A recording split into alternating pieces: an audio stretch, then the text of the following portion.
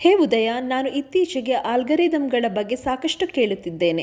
ಆದರೆ ನಿಜ ಜೀವನದಲ್ಲಿ ನಾವು ಆಲ್ಗರಿದಮ್ಗಳನ್ನು ಯಾವಾಗ ಬಳಸುತ್ತೇವೆ ಎಂದು ನೀನು ಯೋಚಿಸಿದ್ದೀಯಾ?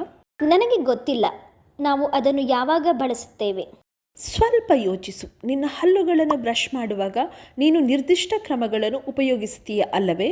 ಹೌದು, ಆದರೆ ಹಲ್ಲುಜ್ಜುವುದು ಮತ್ತು ಆಲ್ಗರಿದಮ್ಗಳ ನಡುವೆ ಸಂಬಂಧವೇನು? ನಿನ್ನ ಹಲ್ಲುಜ್ಜುವ ಕ್ರಮವು ಒಂದು ರೀತಿಯ ಆಲ್ಗರಿದಮ್ ಆಗಿದೆ.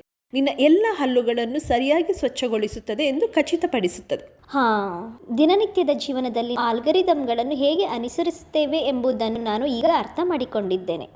ಬುದ್ಧಿವಂತ ನೀನು. ಮ್ಯಾಗಿಯನ್ನು ಅಡುಗೆ ಮಾಡುವಾಗ ನಾವು ಆಲ್ಗರಿದಮ್ ಅನ್ನು ಅನುಸರಿಸುತ್ತೇವೆಯೇ ಎಂದು ನೀನು ಹೇಳಬಲ್ಲೆಯಾ?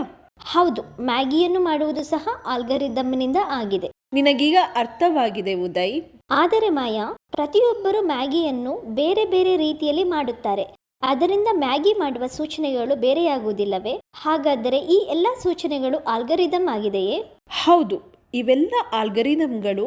ಅದರ ಮ್ಯಾಗಿ ಮಾಡಲು ಯಾವ ಆಲ್ಗರಿದಮ್ ಕಡಿಮೆ ಸಮಯ ತೆಗೆದುಕೊಳ್ಳುತ್ತದೆಯೋ ಅದು ಅತ್ಯುತ್ತಮ ಆಲ್ಗರಿದಮ್ ಎಂದು ಕರೆಯಲಾಗುತ್ತದೆ.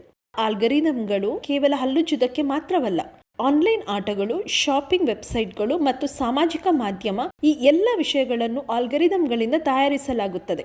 ಇದು ಬಹಳ ಆಕರ್ಷಕವಾಗಿದೆ ಮಾಯಾ. ಈಗ ನಾನು ಆಲ್ಗರಿದಮ್ಗಳ ಪ್ರಾಮುಖ್ಯತೆಯನ್ನು ಅರ್ಥ ಮಾಡಿಕೊಂಡಿದ್ದೇನೆ.